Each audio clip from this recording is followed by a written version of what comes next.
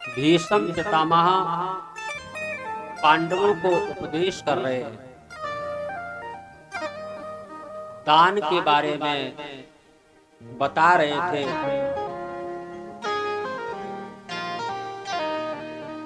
और एक बात आपको बताता चलूं,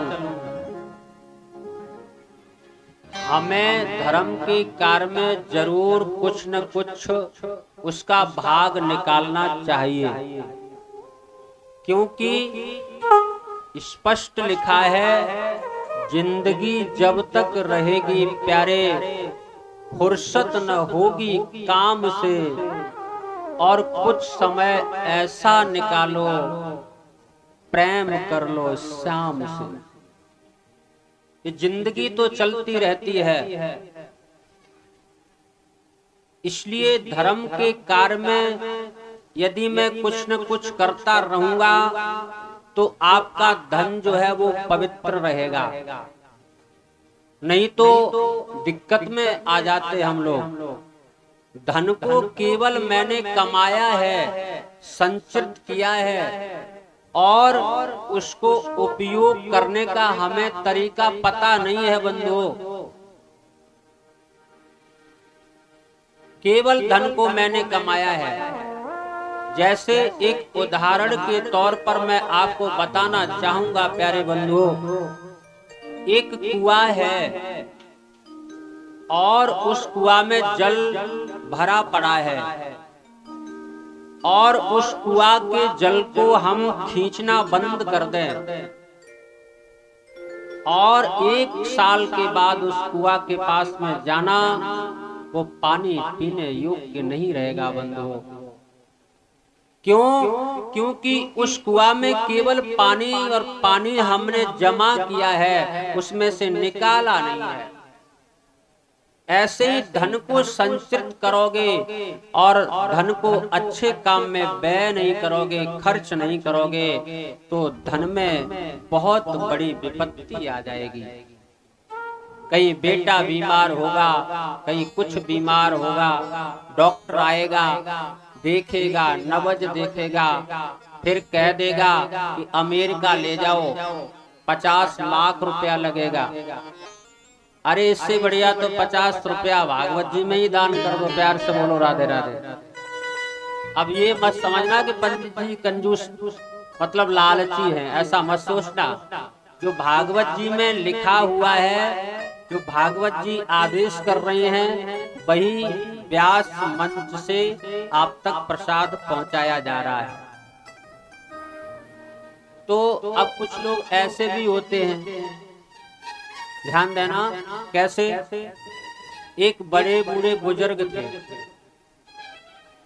उन्होंने अपने बच्चों के लिए बहुत कमाया, इतना कमाया कि बुढ़ापे में भी उनकी आसक्ति परिवार में ही जुड़ी पड़ी है कि हमारे बच्चे किसी न किसी तरीके से पैसे वाले हो जाएं, बम्बई में कोठी बन जाए, कलकत्ता में कोठी बन जाए, आगरा में, टूंडला में, फिरोजाबाद में, और मुझे लगता है कि अदर कंट्री में भी बन जाए। ये सोच थी, और हुआ ऐसा ही। बाबा की सोच ठीक निकली और उनके बच्चे विदेश में भी पहुंच गए, भगवान की कृपा। उसके बाद जब बच्चे पास में नहीं रहे, पत्नी भी पास में नहीं, बच्चे भी पास में नहीं, अब बुढ़ापा ने ज्यादा ग्रसित कर लिया।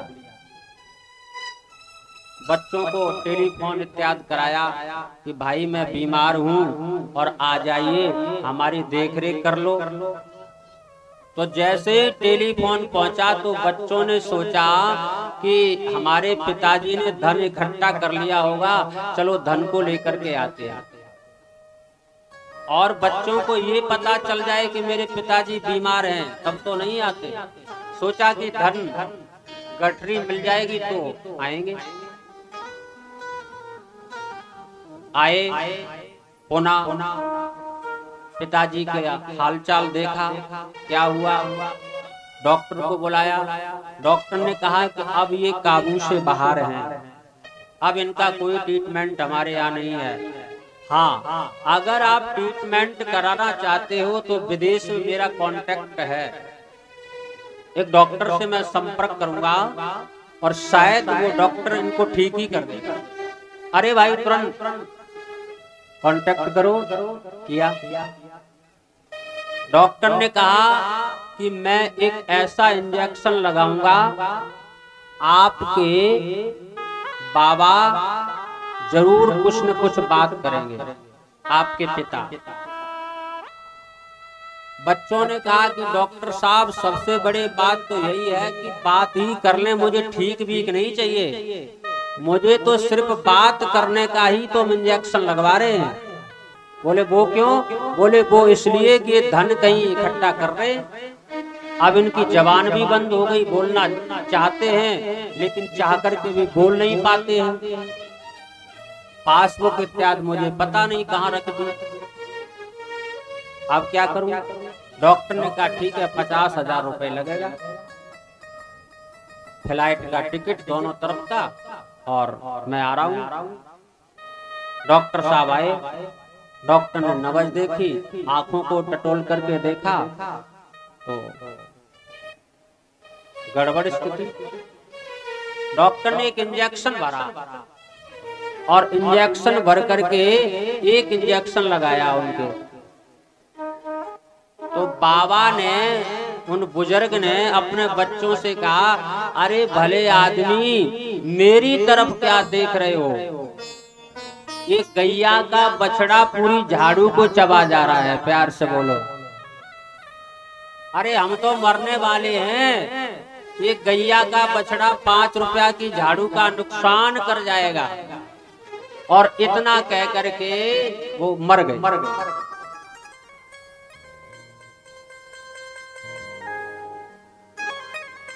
50,000 लेकर के गए और 5 रुपया का फायदा करा के गए। तो कहीं ऐसी स्थिति ना हो, इसके लिए व्यासपीठ आपको सबको बता रही है। बाकी सब आप समझदार हैं। बोले भक्तवत्सल भगवान की जय। तो आइए हम उसी प्रसंग पर चलते हैं। थोड़ा समय का अभाव है, टाइम कितना हुआ?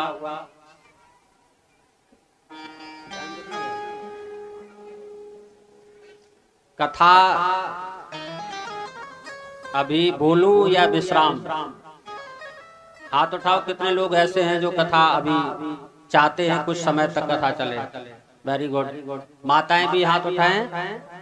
चाहती हो तो उठाना, झूठ मत उठाना, नहीं तो पाप लगेगा। तो कहने का अभिप्राय है, भीष्म पितामह पांडवों को बड़ा सुंदर उपदेश दे रहे हैं। ऐसे धन को हम सत्कार्यों में लगाएंगे तो कभी हमारे घर में कोई स्थिति खराब नहीं होगी। हमारे संतों ने, ऋषियों ने सूखे पत्ते खा करके जिन ग्रंथों को लिखा है उनको झूठा लिख करके क्या लेना देना था भैया। इसलिए दान करने से धन पवित्र होता है। जहाँ शिक्षा नहीं है, आपके पास धन है, धन के माध्यम से वहाँ व्यवस्था करो।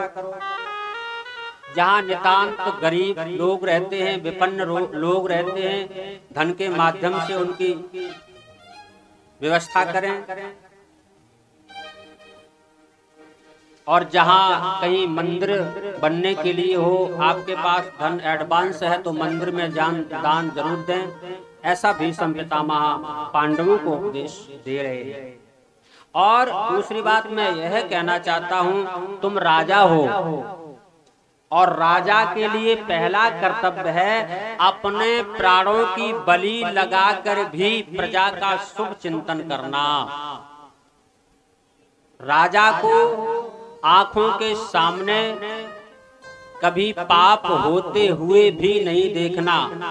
पाप करना तो कभी नहीं है। यदि कहीं पाप कर्म हो रहा है, आप में शक्ति है तो डटकल के मुकाबला करो, और शक्ति नहीं है तो वहां से आंख बंद करके निकल जाओ। भीष्म पितामह पांडवों को जब यह बात कह रहे थे, प्यारे बंधुओं, तो पांडवों के बीच खड़ी द्रौपदी हंस गई। भीष्म ने कहा, बेटी आप हंसी क्यों? मैं व्याख्यान कर रहा हूं और तुमको हंसी आ रही है। भीष्म के सामने हंसना कोई आसान नहीं था बंधु। द्रौपदी घबरा गई, बोली पितामह क्षमा करें, गलती हो गई। भीष्म बोले, नहीं बेटी, जो कुलवती नारी होती है वो बिना कारण के कभी हंसती नहीं है। उनकी हंसी में कोई कारण छुपा होता है, इसलिए तुम्हें बताना हुई होगा हंसी आई क्यों। और इस कुंठा को लेकर के मैं मरना नहीं चाह रहा हूं।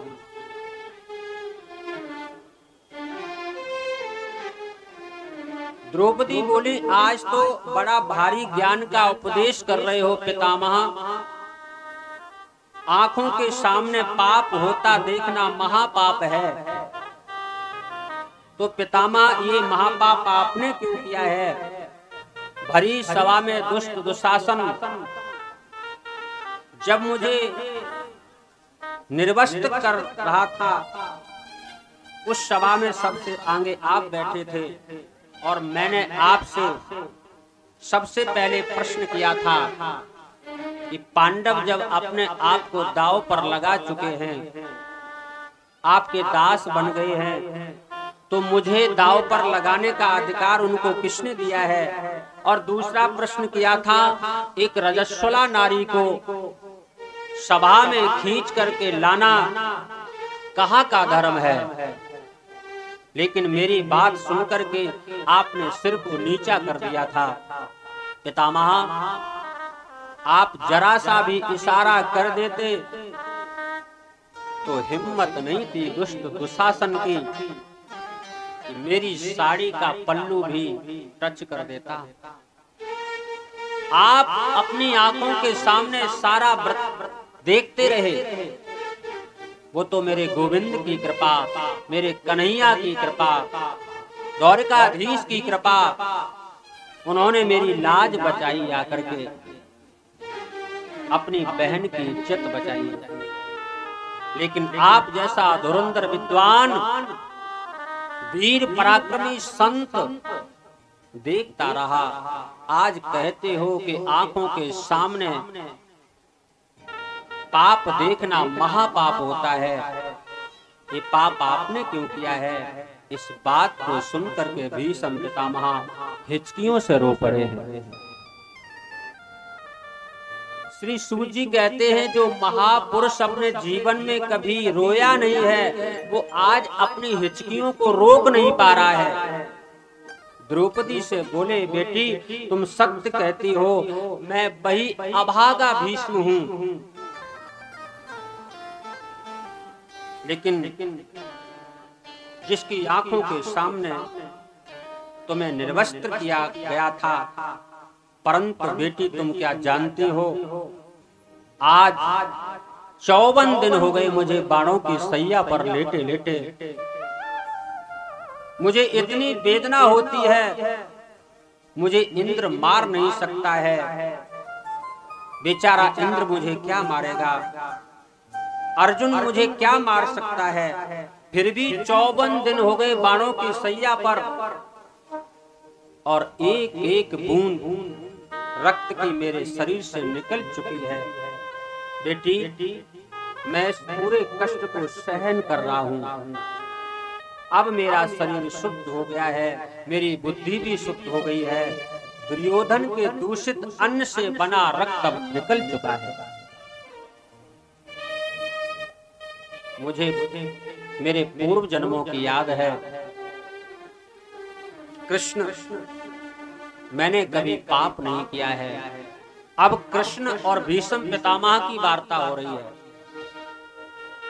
124 जन्मों की मुझे याद है कि मैंने कोई पाप नहीं किया है। हे कृष्ण, फिर ये बाणों की सैया मुझे क्यों मिली है? भगवान कृष्ण ने कहा, पितामह आपने कोई पाप नहीं किया है, इसीलिए तो आपको दर्शन देने के लिए मैं आ गया हूं। पर तुमने पाप होते हुए देखा है पितामह, इसलिए तुम्हें बाड़ों की सैया मिली हुई है। मैं एक बात प्रायः कहा करता हूं,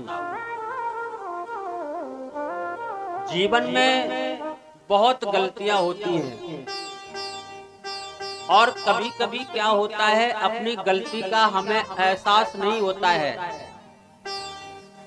थोड़ा सा समझने की कोशिश करना। एक पंडित जी थे और वो कहीं गुरुकुल में शिक्षा दीक्षा प्राप्त करने के लिए आचार्य चरण श्री गुरु जी के चरणों में पधारे। गुरुजी ने बहुत सुंदर पद्धति से उनको शिक्षा की व्यवस्था की, पढ़ाया लिखाया।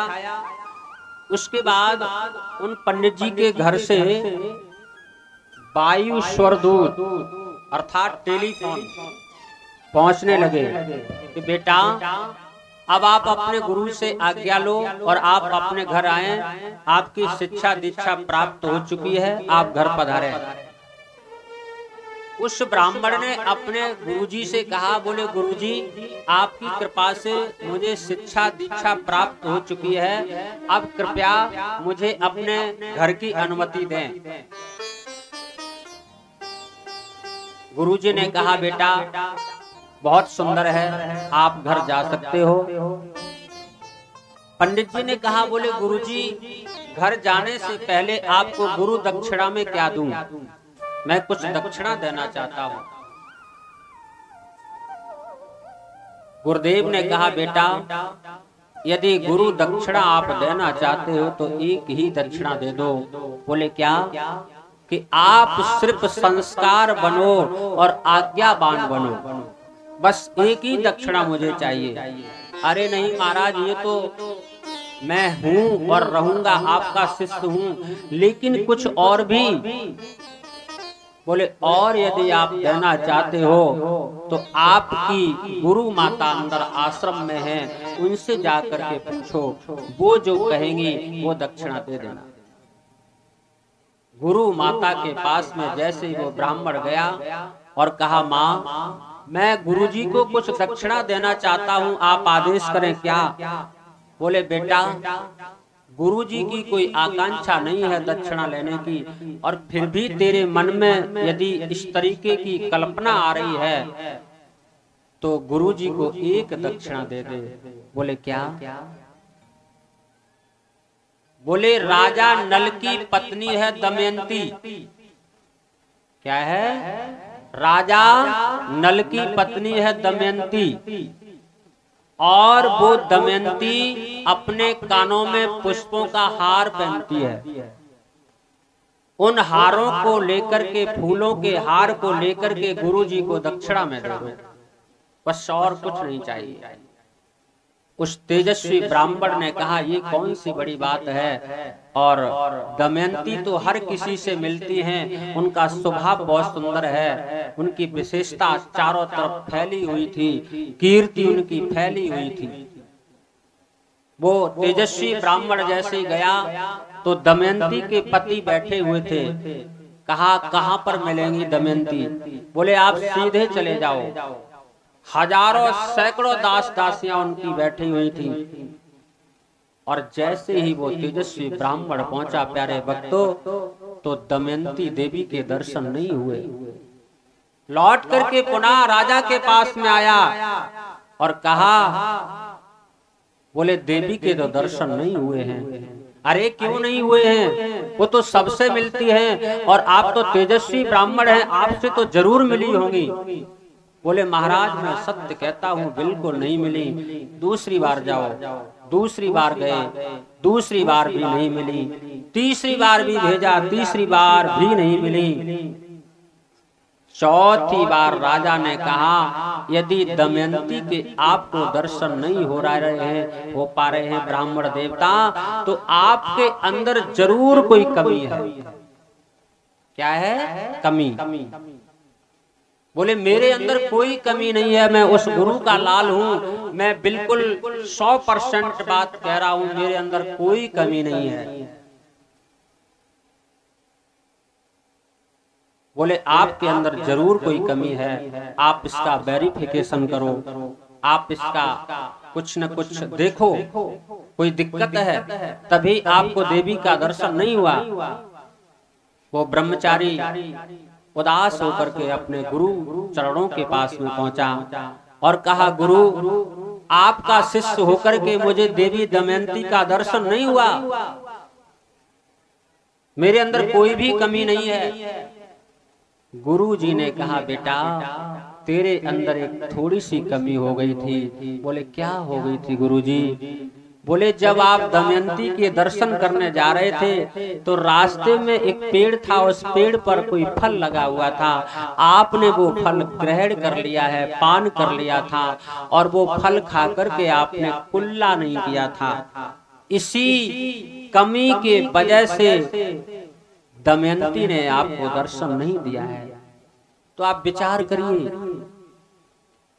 एक सती छोटी सी कमी देखने के बाद दर्शन नहीं दिया, तो ना जाने हमसे कितनी गलतियां होती है पूजा में, पाठ में। तो कहने का अभिप्राय ये है कि यदि हम जानकारी नहीं है तो किसी से राय लो, पूछो। मनमुखी भक्ति करना ही अपने आप में एक अपराध है। या तो फिर ये भावना होना चाहिए कि जो कुछ है वो राम का है। सिया राम मैं सब जग जानी, सिया राम मैं सब जग जानी, सिया राम मैं सब जग जानी।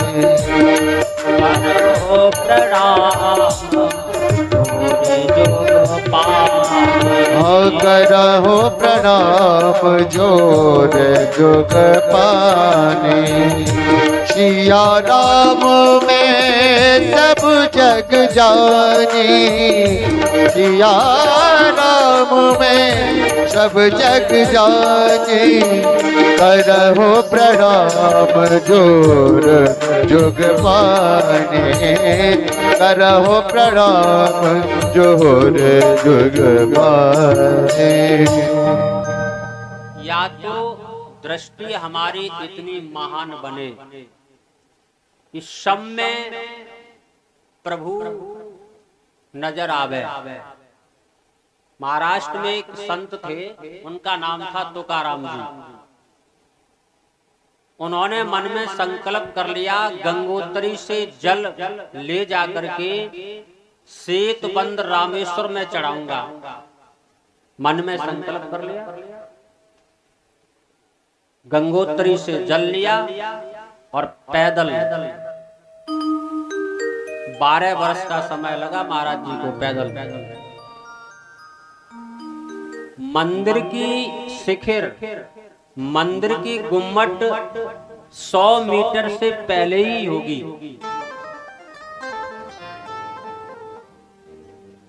इतने में क्या देखा, एक गधा रैंकता हुआ आवाज देने लग गया।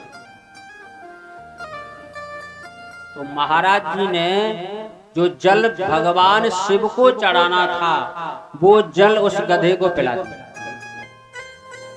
और टारगेट समय 12 वर्ष का, और वो भी पैदल। तो आप सत्य समझे, उस गधे में भी भगवान शिव प्रकट हो गए। बोलिए भगवान शंकर की, बोलिए शंकर भगवान की जय।